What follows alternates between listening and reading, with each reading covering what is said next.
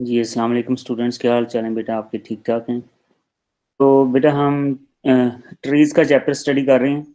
तो हम different examples देख रहे हैं ट्रीज़ की। तो प्रीवियसली हमने बाइनरी सर्च ट्री को देखा था। आज हमारे पास एक और एग्जांपल है ट्रीज़ की।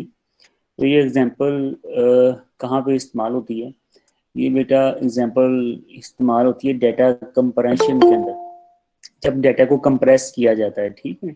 तो आपने देखा होगा कि हमारे पास कई डेटा कंप्रेसिंग टूल्स हैं, जैसे विनजिप है, विनरार है। उससे हम क्या करते हैं, अपने डेटे को कंप्रेस कर देते हैं, ताकि वो जिस डिस्क के ऊपर स्टोर हो रहा है वहां पे कम से कम जगह ले। या इसकी एक और बड़ी एप्लीकेशन होती है नेटवर्किंग के अंदर। जब हम डाटे को मूव करते हैं तो हम हमारी कोशिश होती है कि हम डाटा को कंप्रेस करके सेंड करें, ठीक है। उससे ये होता है कि वो डाटा कम बैंडविड्थ इस्तेमाल करता है, ठीक है। तो इसी डाटा को कंप्रेस करने के लिए हम ट्रीज का इस्तेमाल करते हैं, जहाँ पे हम एक टेक्निक स्टडी करने लगे हैं which is known as Huffman coding, ठीक है। तो हफमैन कोडिंग क्या है? ये बेसिकली या काइंड ऑफ प्रीफिक्स कोड्स हैं। तो प्रीफिक्स कोड क्या होते हैं? प्रीफिक्स कोड्स ये होते हैं कि हम अपने जो लेटर्स हैं, लाइक इंग्लिश के 26 लेटर्स हैं, तो हम क्या करते हैं, उनको कन्वर्ट कर देते हैं इनटू बाइनरी स्ट्रिंग्स, ठीक है। जैसे आपने पढ़ा होगा अपने डीएलडी वगैरह में, या उससे में भी पहले इंट्रोडक्शन टू आईटी में भी आपने, कि हम बाइनरी कोड में कन्वर्ट कर देते हैं अपने जितने भी लेटर्स होते हैं, ए को, बी को, सी को, ठीक है। और फिर उसके बाद कंप्यूटर उसको प्रोसेस करता है। तो ऐसे ही हम क्या करते हैं, को एक फिक्स लेंथ बाइनरी कोड में कन्वर्ट कर देते हैं। लेकिन फिक्स लेंथ में ये मसला होता है कि उससे हमारी जो स्पेस है या नेटवर्क बैंडविड्थ है वो काफ़ी ज़्यादा इस्तेमाल होती है। तो क्यों ना हम ऐसा कोई तरीका इस्तेमाल करें, instead of using fix length bit strings, we can use variable length bit strings. और उसमें ये हम करें कि जिनकी फ्रीक्वेंसी ज़्यादा है, ऐसे लेटर्स जिनकी फ्रीक्वेंसी ज़्यादा है, उनको उनकी स्ट्रिंग्स को हम छोटी बना दें, और जिनकी फ्रीक्वेंसी कम है उनकी स्ट्रिंग्स को हम बड़ा कर दें, ठीक है। तो ये हमारे पास एक ऐसी कोडिंग स्कीम हमें चाहिए जो कि वेरिएबल लेंथ हो। और उसमें लेकिन एक शर्त होनी चाहिए, उसमें एक चीज़ फॉलो होनी चाहिए, वो ये है कि जो भी हम एक करेक्टर के अगेंस्ट कोई भी वेरिएबल लेंथ स्ट्रिंग हम बना रहे हैं, तो वो किसी और बिट स्ट्रिंग की प्रीफिक्स नहीं होनी चाहिए। यानी ये ना हो कि हम एक एक स्ट्रिंग हमने बनाई है, तो वो उसका जो पहला पहला आधा पार्ट है ना, वो किसी और स्ट्रिंग का हिस्सा हो, या किसी और स्ट्रिंग हो, कोई और स्ट्रिंग हो। बेसिकली प्रीफिक्स का मतलब है कि वो कोई और स्ट्रिंग को रिप्रेजेंट करें। तो उससे हमें मसला होगा कि हमें आइडेंटिफाई करने में प्रॉब्लम आएगी, क्योंकि एक स्ट्रिंग है, उसके पहले टू टू बिट्स हैं, वो किसी और करेक्टर को रिप्रेजेंट कर रही हैं। तो अगर ऐसा हो जाए तो वो कंप्यूटर क्या करेगा, पहले दो पढ़ के, दो स्ट्रिंग्स को लेके, तो वो पहले वाले करेक्टर को आइडेंटिफाई कर लेगा। लेकिन हम तो दूसरा करेक्टर आइडेंटिफाई करवाना चाह रहे हैं जिसकी लेंथ 4 है, ठीक है। तो ये प्रीफिक्स कोड की एक एग्जांपल है, ठीक है। तो इस सारे सोल्यूशन इसका सारा सोल्यूशन जो है वो है available in the form of Huffman coding, ठीक है जी। तो ये Huffman coding variable length encoding scheme है, जिसमें हम क्या करते हैं, हम डाटा को कंप्रेस करते हैं, ठीक है। तो इसमें हफमैन ने ये जो स्कीम प्रपोज की थी, ये उसने जब मैं एमआईटी यूनिवर्सिटी में वो एक सब्जेक्ट की जो टर्म पेपर होता है वो उसने सबमिट करवाया था, और उसके अंदर उसने ये स्कीम प्रपोज की थी। तो ये स्कीम कैसे काम करती है? तो ये स्कीम बेटा बेसिकली प्रोबेबिलिटीज के ऊपर डिपेंड करती है कि जितना करेक्टर, एक फाइल है और उसमें एक फाइल के अंदर करेक्टर की फ्रीक्वेंसी कितनी है, ठीक है जी। तो उस हिसाब से हम काउंट करते हैं। फर्ज करें हमारे पास एक फाइल है और उसमें डिफरेंट करेक्टर्स हैं, ए से लेकर एफ तक, A B C D E F. और इसमें इन करेक्टर्स की जो फ्रीक्वेंसीज हैं in the form of probability given है वो 0.08 है। ए की फ्रीक्वेंसी, बी की फ्रीक्वेंसी है 0.10, सी की है 0.13, डी की है 0.15, ई की है 0.20 और एफ की है 0.35। ठीक है, तो ये इनकी प्रोबेबिलिटीज हैं, यानी कि इनके इन लेटर्स का फाइल में आने की क्या चांसेस हैं। ठीक है जी, तो अब हमने क्या करना है कि अब हमने बेटा इनका ट्री बिल्ड करना है, इनका हफमैन कोड का ट्री बिल्ड करना है so that we can find the variable and strings. तो कैसे हम कर सकते हैं जी, इसके लिए करने का तरीकाकार ये है बेटा कि जी आपके सामने देखें कि फर्स्ट रो है इनिशियल फॉरेस्ट, इसमें A B C D E F सब अलग अलग नोड्स हैं, सब करेक्टर के हमने अलग अलग नोड बना दिए और उनके ऊपर ही हमने उनकी फ्रीक्वेंसीज मेंशन कर दी हैं। ए की 0.08 है, बी की 0.10 है, सी की 0.12 है, डी की 0.15 है, ई की 0.20 है और एफ की 0.35। ठीक है, तो ये इसकी फ्रीक्वेंसीज है, ये प्रोबेबिलिटीज की फॉर्म में गिवन है। तो यहाँ पे प्रोबेबिलिटीज की बजाय नंबर भी डायरेक्ट लिखा जा सकता है, लाइक 20, 50, 100, 200 कुछ नंबर भी लिखा जा सकता है, लेकिन यहाँ पे कोई ना कोई नंबर होगा, तो यहाँ पे प्रोबेबिलिटीज की फॉर्म में गिवन है। अब हमने क्या करना है, ये ट्री कैसे बनाना है, इसके स्टेप्स हैं। पहला स्टेप ये है बेटा कि जो सबसे छोटी वैल्यूज है ना उनको हमने कंबाइन करना है। तो इसका मतलब है कि इस लिस्ट में हमने डेटे को हमेशा सॉर्टेड फॉर्म में रखना है। ठीक है, तो ये स्मॉलेस्ट जो है वो इस तरफ आते जाएंगे, ठीक है, और लार्जेस्ट जो है ना वो इस तरफ आते जाएंगे। ठीक है, जो बड़ी वैल्यूज हैं वो हमने इस राइट साइड पे रखनी है, छोटी लेफ्ट साइड पे। डेटे को सॉर्टेड फॉर्म में हमने रखना है। ठीक है, अब देखें डेटा सॉर्टेड फॉर्म में ही है, 0.08 है, 0.10 है, 0.12, 0.15, 0.20, 0.35, तो ये सॉर्टेड फॉर्म ही है। तो हमें दो छोटी वैल्यूज लेनी है तो बड़ा आसान है, जो हमारे पास लेफ्ट साइड पे जो पहली दो वैल्यूज हैं वो छोटी वैल्यूज हैं, उनको हम ले लेंगे। ठीक है, उसके बाद अगले स्टेप में हमने क्या करना है, इनको ऐड कर देना है। 0.08 को 0.10 के साथ ऐड करेंगे तो वो हो जाएगी बेटा 0.18। ठीक है, अब जो ये बाकी 4 बची है ना उसमें देखना है कि इसी सॉर्टेड लिस्ट में 0.18 कहाँ पे आएगी। तो ये 0.18 है वो 0.12 से ग्रेटर है, तो इसका मतलब है इसकी यहाँ पे आना चाहिए। लेकिन हम यहाँ पे देखेंगे 0.15 है जो 0.18 से छोटी है, तो इसका मतलब है हमारा हम मजीद मूव करेंगे तो ये आगे है 0.20 जो कि बड़ा है। इसका मतलब है हमारा जो 0.18 है उसकी जगह नई जगह यहाँ पे बन रही है।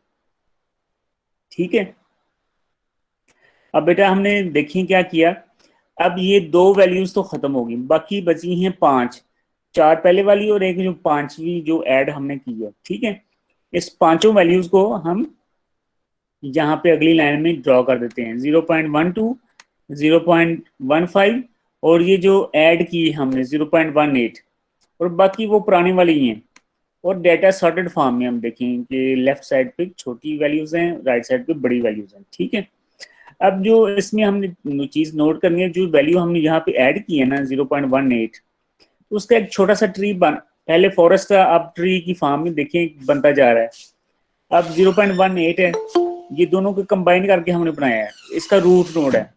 अब इसमें चूंकि हमने 2 वैल्यूज ऐड की हैं ए और बी, तो इन ए और बी को हमने एज ए चाइल्ड इंट्रोड्यूस करवाया है। और अब क्वेश्चन ये है कि एक ए लेफ्ट चाइल्ड बनेगा या राइट चाइल्ड बनेगा, बी लेफ्ट चाइल्ड बनेगा या राइट चाइल्ड बनेगा, हमें कैसे पता चलेगा। तो बेटा जो स्मॉलर वैल्यूज है ना, जो करेक्टर विद स्मॉलर वैल्यूज हैं वो क्या बनेंगे, राइट चाइल्ड्स। जैसे ए है, ए की वैल्यू स्मॉलर थी तो उसका राइट चाइल्ड बन गया, और विद ग्रेटर वैल्यूज है वो बनेगा लेफ्ट चाइल्ड। ठीक है जी, ये समझ आ गई कि लेफ्ट कौन बनेगा, राइट कौन बनेगा। राइट स्मॉलर वैल्यूज के साथ वाला बनेगा, लेफ्ट ग्रेटर वैल्यूज वाला। ठीक है, दूसरा क्वेश्चन, अब यहाँ पे आप देख रहे हैं, आपको 1 भी नजर आ रहा है, 0 एज एज के ऊपर पहले 1 नजर आ रहा है, दूसरे के ऊपर 0।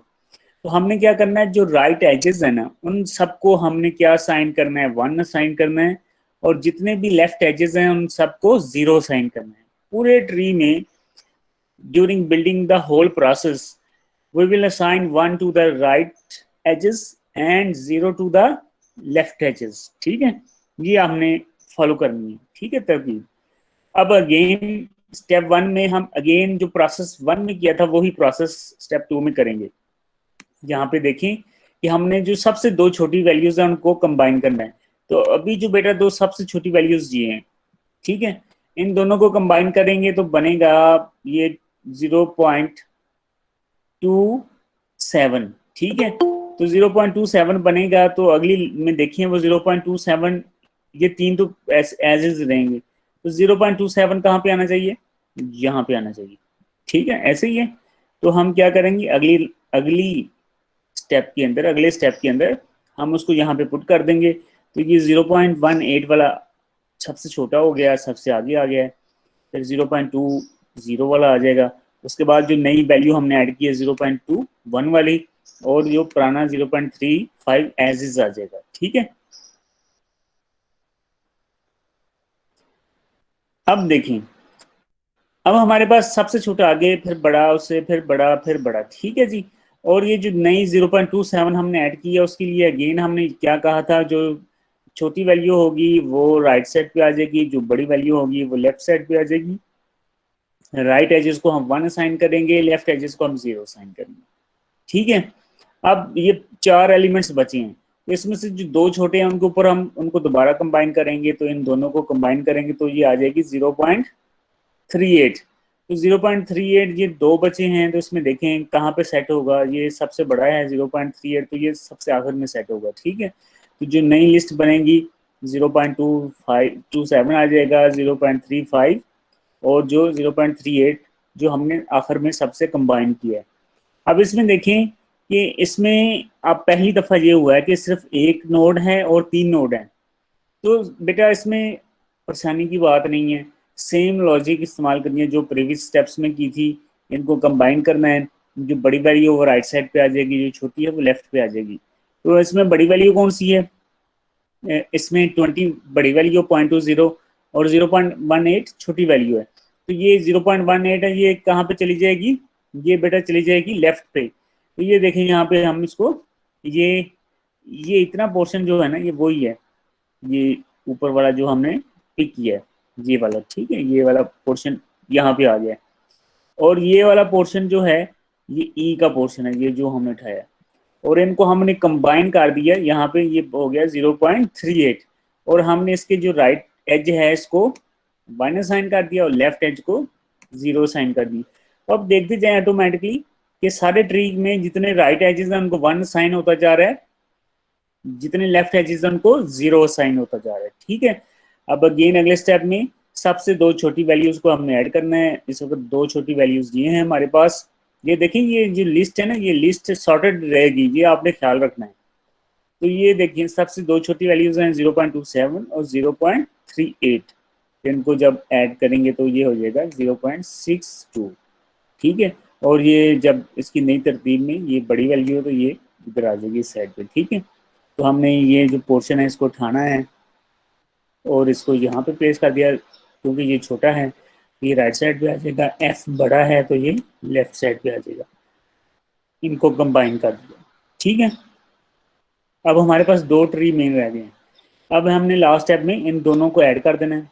ठीक है, तो इन दोनों को ऐड करेंगे तो हमारे पास क्या आंसर आएगा, 1.00। ठीक है, और हम क्या करेंगे, छोटी वैल्यू को राइट पे, छोटी वैल्यू ये वाली है। ठीक है, इसको राइट पे ले जाएंगे तो ये देखेंगे पूरा जो राइट सब ट्री है ये वही है, और ये वाला बड़ी वैल्यू है, इसको लेफ्ट पे ले आएंगे और ये यहाँ पे आ जाएगा। ठीक है, और इसका 1 साइन हो जाएगा राइट एज को, 0 साइन हो जाएगा लेफ्ट एज को। और आप बेटा देखिए अब कि हमारे पास जितने राइट एजेस हैं सबको 1 साइन है, इसको भी 1 है, ये भी 1 है, ये भी 1 है, ये भी 1 है, ये भी 1 है। और जितने लेफ्ट एजेस हैं उनको जीरो साइन है, ये जीरो है, जीरो है, जीरो है, जीरो है, ठीक है जी। So this is how we build the, ये हमारा फाइनल ट्री एक बन गया जिसको हाफमैन कोडिंग के थ्रू हमने बनाया, ठीक है। अब इसमें हमने देखना है, आइडेंटिफाई करना है कि किस करैक्टर को कौन सी स्ट्रिंग इस्तेमाल मिली है, ठीक है। तो इसको इसके बजाय मैं टेबल बनाता हूँ कुछ इस तरह का, ठीक है। अब ये एक टेबल है, ठीक है। ये है करैक्टर और ये है बिट स्ट्रिंग, ठीक है। तो अब देखिए हमने देखना ए को क्या बिट स्ट्रिंग मिली है, ए को, ये है, ए से स्टार्ट करेंगे और रूट तक जाएंगे। ए को मिली है वन, ये एजेस काउंट करते जाएंगे, वन वन वन। ए को मिला है वन वन वन। ए की इनकोडिंग जो हुई है वो वन वन के थ्रू हुई है, ठीक है। बी की देखें, जीरो वन वन, ठीक है। तो बी को मिला है जीरो वन वन। और सी को क्या मिला है, वन वन जीरो। सी को मिला है वन वन जीरो। उसके बाद है डी, डी को क्या मिला जी, जीरो वन जीरो। डी को मिला है जी जीरो वन जीरो। ये बेटा डी को, डी की स्ट्रिंग मिली है। और ई की क्या मिली है जी, ई को बेटा मिली है जीरो वन जीरो वन। और एफ को क्या स्ट्रिंग मिली है जी बेटा, एफ को बेटा मिली हमें जीरो जीरो, ठीक है। अब ये देखें कि एफ को, एफ की सिर्फ टू बिट्स हैं, ई की भी टू बिट्स हैं, बाकियों को तीन तीन मिली हैं, ठीक है। इसका मतलब है कि ये जो दो है ना, ई और एफ, ये फाइल में बहुत ज़्यादा दफ़ा आए हैं, इनकी फ्रीक्वेंसी बहुत ज़्यादा है। तो अगर हम गौर कर लें तो यहाँ पे देखिए ई की प्रोबेबिलिटी 0.20 है और एफ की प्रोबेबिलिटी 0.35 है, और ये पूरी बाकी तमाम से बड़ी हैं। यानी कि ये इनकी प्रोबेबिलिटीज बाकियों से बड़ी हैं, यानी कि इन दो करेक्टर के आने के चांसेस बहुत ज़्यादा हैं as compared to the others. That's why इनकी जो देखें बिट स्ट्रिंग जो इनकोडिंग हुई है वो सिर्फ टू बिट्स के ऊपर हुई है, बाकियों को तीन तीन बिट्स के ऊपर। तो इस कोडिंग स्कीम को बेटा हम कहते हैं हफमैन कोडिंग स्कीम, ठीक है जी। और इसके अंदर हमने देखें बजाय इसके कि हम सबको तीन तीन बिट्स असाइन करें, हमने क्या किया, समहाउ लाइक 20 to 30% अपना जो काम है उसको, उसकी जो मेमोरी है या जो बैंडविड्थ है या स्टोरेज है उसको रिड्यूस कर लिया through using the Huffman coding. तो ये एक और एप्लीकेशन है बेटा ट्रीज की, ठीक है जी। तो ये आज का हमारा टॉपिक था। तो बेटा अगर इसमें किसी स्टूडेंट को कोई क्वेश्चन है तो वो मुझसे पूछ सकता है।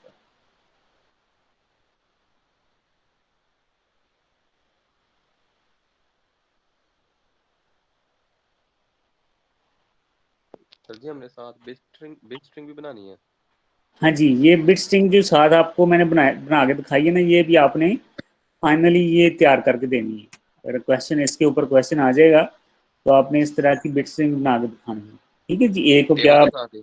हाँ जी, इसके, हाँ टेबल के साथ ऐसे एक टेबल बनाएं और उसके अंदर ये मेंशन करें, ठीक है। ओके। और साथ ये जो प्रोबेबिलिटीज है ना ये यहाँ पे गिवन है, तो प्रोबेबिलिटीज की फॉर्म में भी डाटा आ सकता है, वैसे नंबर्स की फॉर्म में भी आ सकता है। यहाँ पे कोई नंबर हो, यहाँ पे भी कोई नंबर हो, तो यहाँ पे भी कोई नंबर हो प्रोबेबिलिटी की जगह पे, यहाँ पे भी हो, यहाँ पे भी हो। तो आपने वही स्कीम जो हमने अभी यहाँ पे स्टडी किया वही उसी को फॉलो करना है, यानी कि जो छोटे नंबर्स हैं उनको पहले ऐड करना है, ठीक है। तो उसमें ओके सर। परेशान नहीं होना कि ये क्या हो रहा है, वो सेम ही, ठीक है। Okay sir.